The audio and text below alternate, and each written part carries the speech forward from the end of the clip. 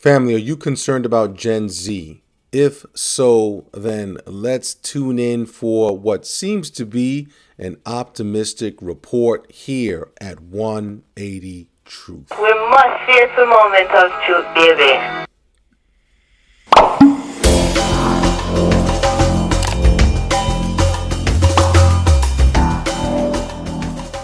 Let's get into it here. I found this article and I want to just read through it and then provide some closing thoughts at the end with regards to Gen Z and marriage dating. Come on, let's get into it here. Once again, I am Dr. Honorio Chaparro, and I'm grateful that you are here with me because you know why? We must face the moment of truth, baby. Come on, family, let's go.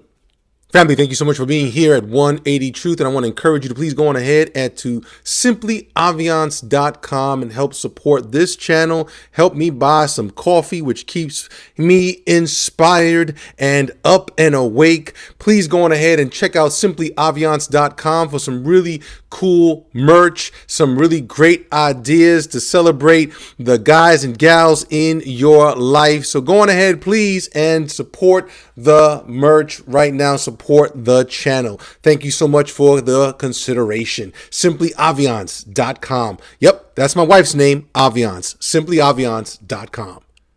Now, according to this study here, Gen Z will have better marriages than older generations. I think that's very optimistic. When you think about Gen Z, what is the first thing that comes to mind? Maybe it is their passion for activism, their strong sense of self, or maybe it's their penchant for confusing older generations with their bizarre, if not slightly unhinged, phrases. That's another topic. What probably doesn't come to mind is their strong marriages. It turns out that it is exactly one of the key things this generation will be known for in the future, according to Tinder's new Future of Dating Report 2023. Whoa! All right, Tinder? Who's Tinder?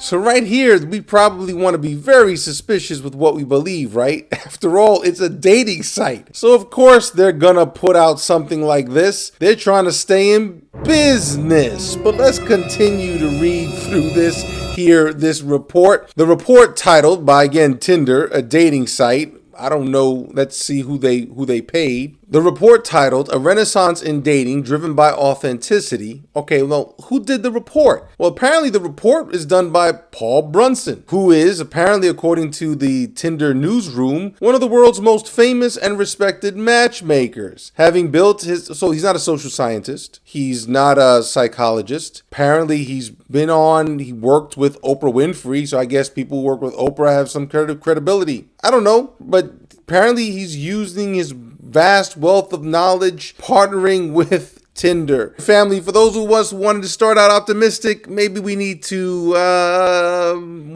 temper that optimism. The report titled A Renaissance in Dating Driven by Authenticity revealed 18 to 25-year-olds were drastically changing the dating game in a way that is going to have a major impact if and when they choose to get married. All right, so right then and there. So if and when, so are you doing anything to help them move toward marriage if they feel called to that kind of romantic relationship? The data in the report comes from multiple surveys and studies conducted on thousands of people across Australia, the US, UK, and Canada. Tinder's global expert in relationships insights, Paul C. Brunson, believes that Gen Z focus on mental health and boundary setting will lay the foundation for them to have the most successful marriages yet. That is interesting. That would be a good thing, right? If we can get human beings to submit to a process and a system and structures that keep them growing in emotional and spiritual mental health,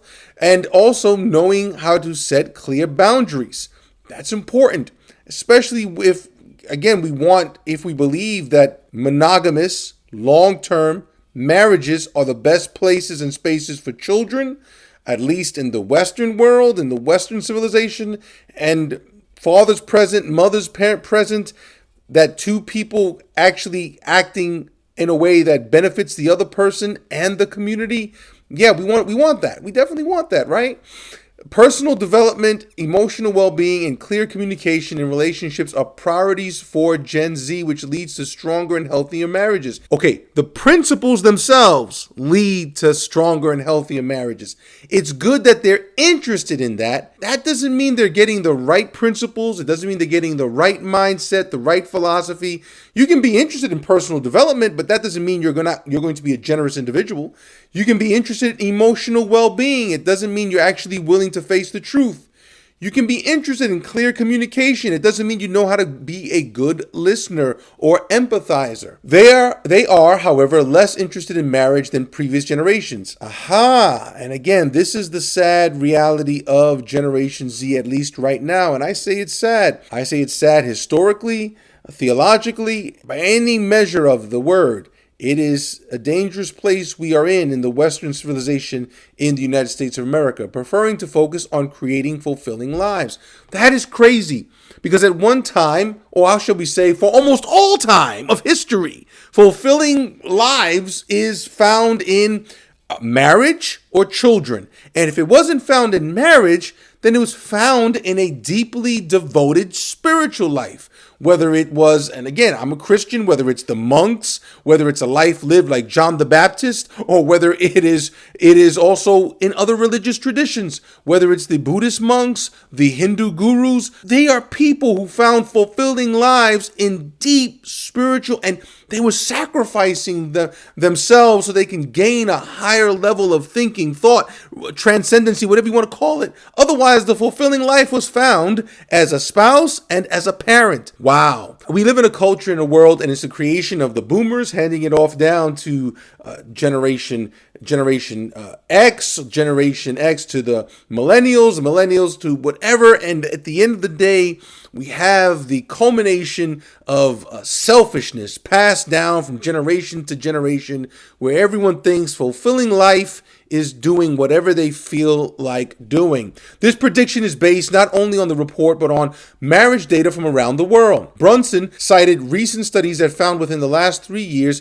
marital satisfaction in Western countries is lower on average than it was 20 years ago. That's not necessarily because of the institution of marriage, but also all the other stuff happening around us. Folks around us are just sadder. Folks around us are more depressed. Folks around us are struggling with a sense of meaning and a sense of optimism. How are we going to be optimistic? We keep telling everybody the world's going to be destroyed unless we stop using hairspray and stuff. How do you expect? There's no balance to it. It's catastrophe after catastrophe and catastrophizing. But on the other side of this, those in the top 20% of marriages today are more satisfied than at any other point in history. Brunson told news.com.au, and I don't even know how you go back in history to test out how people who never took surveys actually felt about marriages. Family, please always read things critically. When they analyzed the data, they realized that the top 20% of marriages today, they utilize skills, learnings, and behaviors that we have now that we didn't have 20 years ago. Yes, we did. Yes, we did. This is so arrogant. So arrogant. What we didn't have maybe 20 years ago was the push to go see a therapist, the push to go and, express yourself. Okay, but that's arrogant. As if we've actually how can you say we've advanced in one way, but then also say, oh, by the way, people don't want to get married because they want to live fulfilling lives? Make it make sense to me.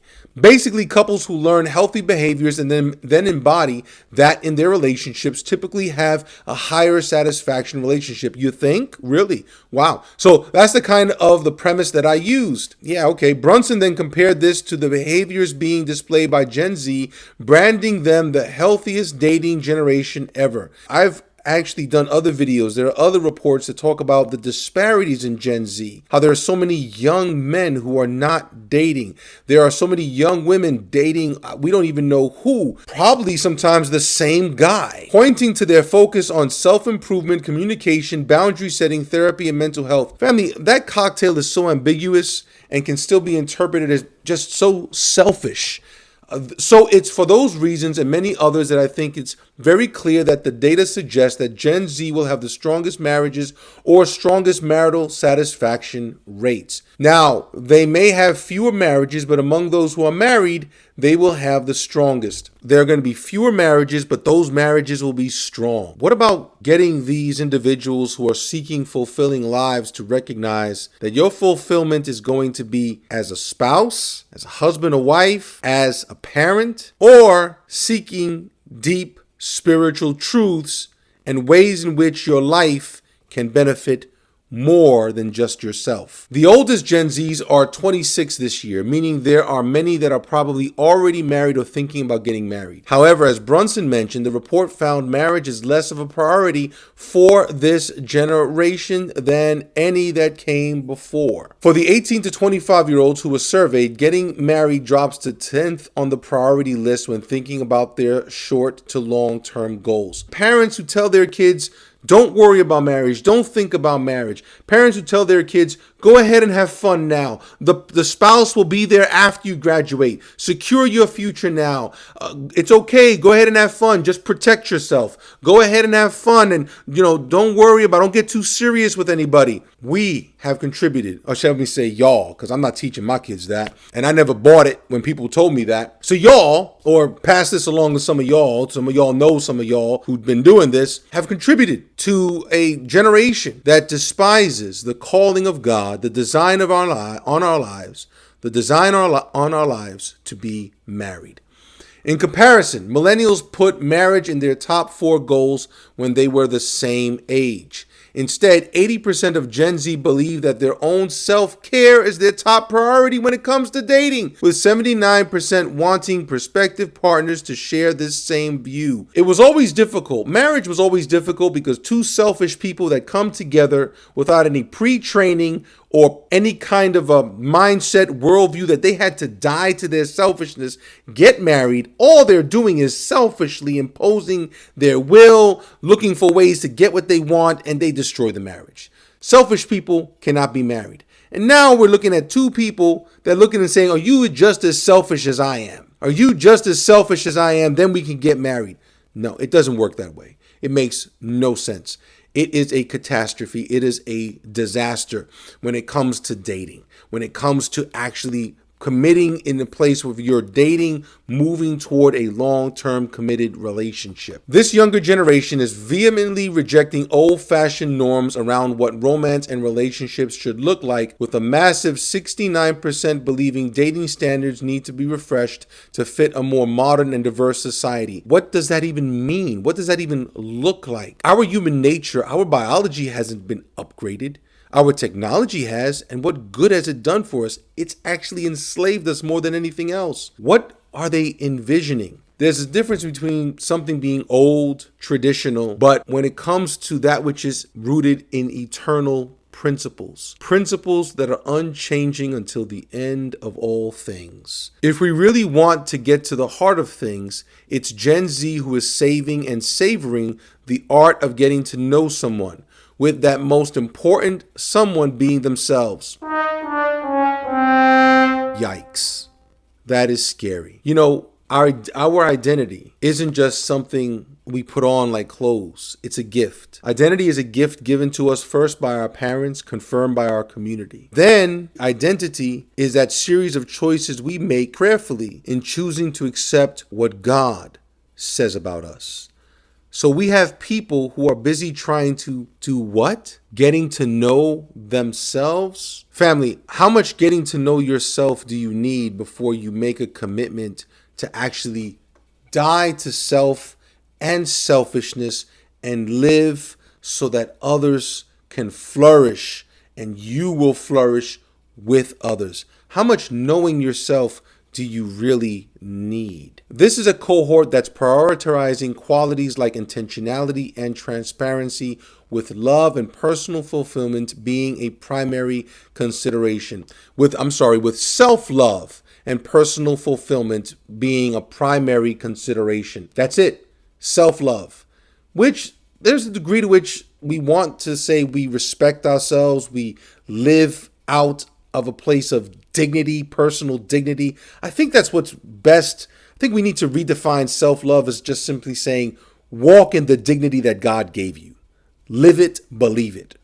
Because self-love for a lot of these folks and personal fulfillment is just ongoing selfishness that treats everybody else as a commodity. You're the center of the universe. And here's the principle. Life is best when it isn't about you. Life is best when you and I are not the center of it. Even the term dating has changed its meaning. For older generations, dating someone may be seen as more of a casual thing. But for Gen Z, it is something more serious that has a finite goal, such as a romantic relationship. Well, that is optimistic. If that's the case, I think that's marvelous. So that all the hookups, all the heartbreaks, and listen, you can actually say, this is what I want. I want in a long-term romantic relationship. This is what I'm willing to give. And is the other person willing to reciprocate? I think that's good. That's fantastic.